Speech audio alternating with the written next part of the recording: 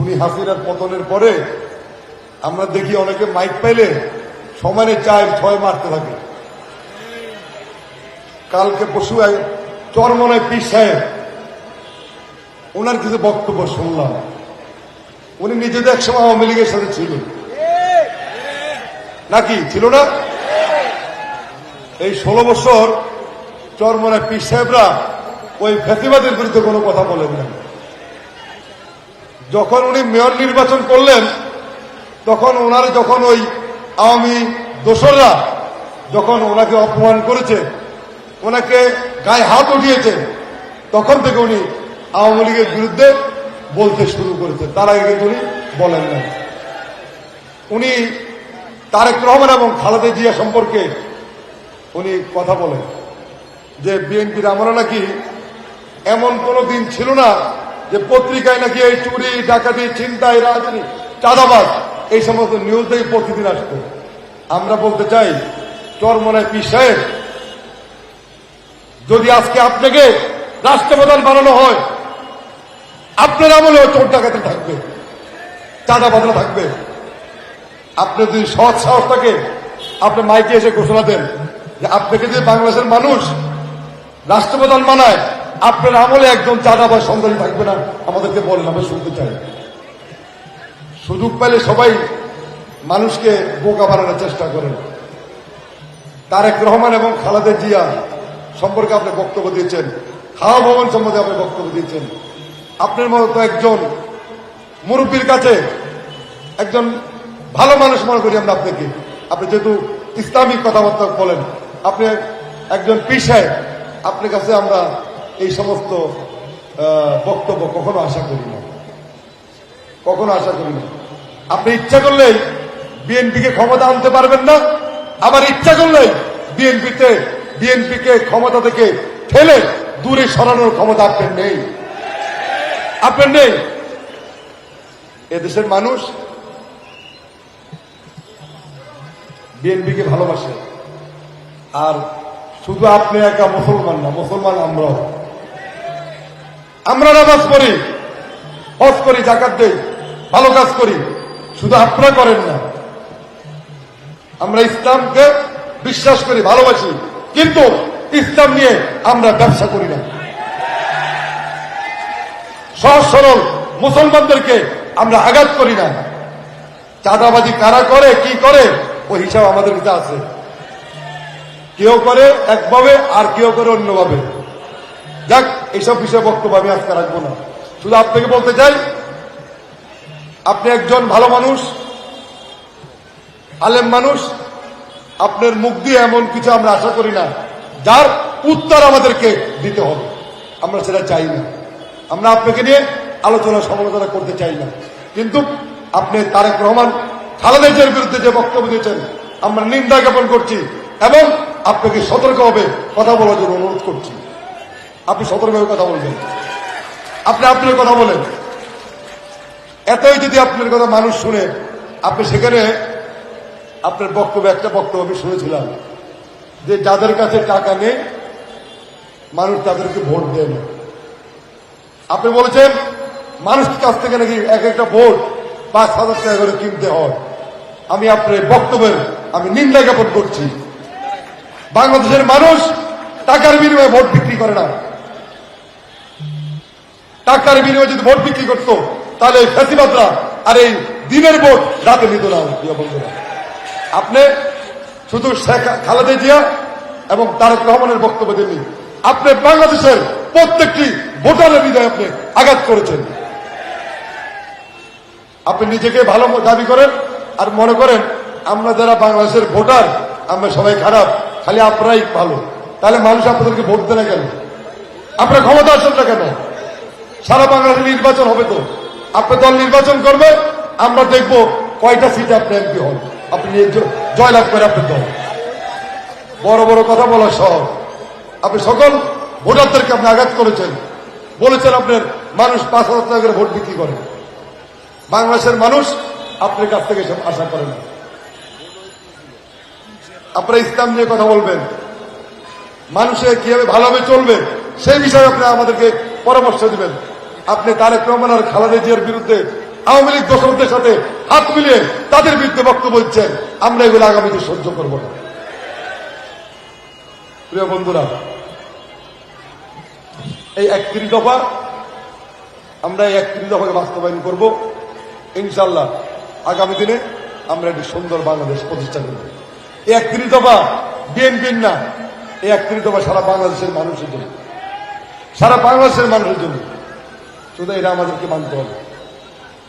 আরেকটা বিষয় হচ্ছে, ইঞ্জিনিয়ার ইশরাক যে বক্তব্য দিয়েছেন, তার বক্তব্যকে আমি সমর্থন করি। এই কারণে করি, এই 16 বছরে যে আমরা রক্ত দিয়েছি, জেল খেটেছি, রাজপথে মিছিল করেছি, বছর পর বছর কারাগারে ছিলাম, আমাদের সহযোদ্ধারা, আমাদের সাথের ভাইরা আজকে যদি 2, 4, 5 জন লোকের বেয়াদবির কারণে আমরা এই দায় ভার কি আমরা সবাই গ্রহণ করব? তাহলে আপনাদেরকে প্রতিজ্ঞা করতে হবে, শপথ নিতে হবে, যারা দলের নাম ভাঙিয়ে অপকর্ম করছে তাদের তালিকা তৈরি করে আমাদের কাছে দিতে হবে এবং তাদেরকে দল থেকে বের করে দিতে হবে। ওদের আমাদের দরকার নেই। কোন সন্ত্রাসী চাঁদাবাজ বিএনপিতে থাকবে না, কিন্তু আপনাদেরকে এই বিষয়ে সঠিক তথ্য দিতে হবে। আমরা কিন্তু কাজ করছি, আমরা এই বিষয়ে কাজ করছি। হয়তো ঈদের পরে আপনারা দেখবেন আমরা আমাদের কাজ করছি, আমরা তালিকা করতেছি। আপনারা অনেক কিছু জানেন না, আমরা তাদেরকে ডেকে এনে অনেকের সাথে কথা বলেছি, অনেকে সাবধান করেছি। প্রয়োজন হলে যে সমস্ত ইউনিটে আমাদের নেতা কর্মীরা কোনো অপকর্মে জড়াবে, প্রয়োজন হলে ওই সমস্ত ইউনিট কমিটি ভেঙে দিয়ে ভালো মানুষদের দিকে ওই সমস্ত কমিটি করা হবে। সুতরাং আজকে এখানে বংশালে মিটিং করছি, শুধু মনে করবেন না এই কথা শুধু বংশালের লোকজনকে বলছি, এই কথা সবার জন্য বলছি। এই বংশাল, কোতোয়ালি, চকবাজার, গ্যান্ডারিয়া, তারপরে সূত্রাপুর, মহানগরীর প্রত্যেক থানার জন্য এই কথা বলছি, কারণ এককভাবে না। আপনারা দয়া করে একটু সতর্ক হন। আমরা বিশ্বাস করি যারা বিএনপির সত্যিকার নেতা কর্মী তারা কখনো দলের বদনাম হয় এমন কোনো কাজ করতে পারে না, করবে না। আমি জেলখানায় দিয়ে দেখেছি এই এলাকার অনেক নেতাকর্মী তারা সাজা নিয়ে তারা কর্ম করে জেলখানায় খেতে হয়েছে, তাদেরকে কাজ করতে হয়েছে। আজকে তাদের এই পরিশ্রমের যে মূল্য আমাদেরকে দিতে হবে। আমরা কয়েকজনের জন্য আমরা যেগুলো নষ্ট করে ফেলি তাহলে যেটা হবে না ভাই, এগুলো আমাদেরকে বের করতে হবে। যার যার এলাকায় তাকে এগুলো দেখতে হবে। এখন আমাদের যারা বিএনপি করে তারা এগুলা না করলেও কিছু কিছু লোক তাদের সাথে মিলে ঝিলে প্রশ্রয় দিয়ে তারা এগুলো নব্য বিএনপি হয়েছে। নব্য বিএনপি বুঝেন? নব্য বিএনপিরা কোন কমিটিতে স্থান পাবে না। আমার কথা বুঝছেন না বুঝেন নাই? যারা বিগত 3-4 বছর আন্দোলন সংগ্রামে ছিল না, 5 তারিখের পরে সে যারা বিএনপিতে নাম লিখেছে তাদেরকে কোন জায়গায় মূল্যায়ন করা হবে না। তারা কোন কমিটির সভাপতি, সাধারণ সম্পাদক হবে না। তারা যত প্রভাবশালী হোক, যত ক্ষমতার মালিক হোক, তাদেরকে কোন জায়গায় রাখা হবে না। যারা দলের জন্য রক্ত দিয়েছেন, ঘাম জড়িয়েছেন, ওই জেলখানায় মাটি কাটার কাজ করেছেন, আমি দেখেছি, আগামী দিনে তাদেরকে আমরা প্রতিষ্ঠিত করে দেব। আমার এই বিএনপির কর্মীরা জেলখানায় মাটি কাটতে হয়েছে, আমি দেখেছি, এই কষ্ট আমি দেখেছি। আর মাটি না কাটলে 10,000 20,000 টাকা দিয়ে ওখান থেকে বের হতে হয়েছে। কর্মীদের খাওয়ার টাকা ছিল না, অথচ এই মাটি কাটা থেকে মুক্ত হওয়ার জন্য এই 10,000 টাকা জেল কর্তৃপক্ষ এগুলো নিয়েছে। তারা তখন নিয়েছে। আমরা কি ওই সমস্ত কর্মীদেরকে ভুলে যাব? আরে ভাই, নব্য বিএনপি এটা তো অর্ধেক আওয়ামী লীগ, এরা অর্ধেক আওয়ামী লীগ, অর্ধেক দালাল, আওয়ামী লীগের দালাল, আর অর্ধেক হচ্ছে যারা আওয়ামী লীগের আমলে চাঁদাবাজি করত তারা আবার এদের মধ্যে ঢুকেছে। আমরা আপনাদেরকে বলি, আমরা মহানগর বিএনপি আমরা কর্মসূচি নিয়েছি। আগামী কয়েকদিনের মধ্যে দেখবেন এই সমস্ত অপকর্ম যারা ফুটপাতে চাঁদাবাজি করছে এদেরকে পিটায়া এদেরকে ঢাকা সত্যি বের করে দিতে চাই। আমরা আপনাদের সমর্থন চাই, আমরা আপনাদের সাপোর্ট চাই। আপনারা আমাদের সাথে থাকবেন। আমাদের এই অন্যায় অপকর্ম আমাদের সহ্য হচ্ছে না, এদেরকে ধরতে হবে। প্রয়োজনে আমরা প্রত্যেকটি রাস্তায় আমাদের ভলান্টিয়ার দিব। কারা কারা এখানে অপকর্ম করছে আগে তাদের তালিকা তৈরি করব, তারপর আমরা ব্যবস্থা নিয়ে দিয়ে দেব। বন্ধুরা, আপনাদেরকে আজকে বক্তব্য রাখবো না, আমি শারীরিকভাবে অসুস্থ। আবার আমাদের আরেকটি প্রোগ্রাম আছে। আমরা অনতি বিলম্বে এই দেশটাকে এই অবৈধ দখলদারদের হাত থেকে আমরা মুক্ত করতে চাই। আমরা যারা ভালো মানুষ তাদেরকে আমরা এই বিএনপির ভার তাদের উপর ন্যস্ত করতে চাই। আর যারা নিজেদের বাহুশক্তি বৃদ্ধি করার জন্য অপকর্ম করছেন, আপনাদেরকে বলি সাবধান হন, না হলে আপনারাও কিন্তু খুব তাড়াতাড়ি ধরে পড়বেন, কিন্তু ধরে যাবেন, কে রক্ষা করতে পারবে না।